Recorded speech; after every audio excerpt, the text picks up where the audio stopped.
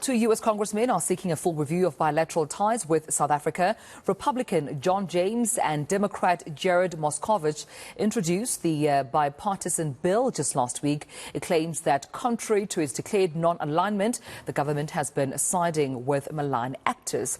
Now, this includes diplomatic and military connections with China and Russia, but it also claims that South Africa is providing support to Hamas, which the US labels a terrorist organization and a recognized Iranian proxy.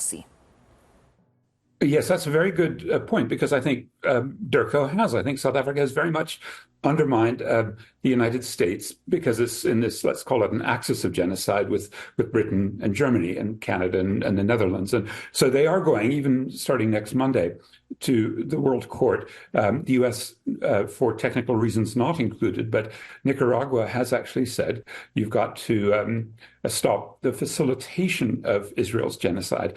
And when the World Court came out last month and said, with a 15-2 judgment on most of the key provisions, that there is a plausible genocide underway, it was an incredible embarrassment. In fact, what they had to do immediately was to invent a little ruse about the United Nations Relief Works Agency, UNRWA, working in Palestine and having supposed links between a few of its employees out of about 30,000 to Hamas. Now, these are the sorts of ideological moments where the U.S., which likes to play a double game, one that it supports human rights, except, of course, Palestinians, and second, that it supports a rules-based order, except in the World Court, where again and again it's ignored the findings that go against the U.S.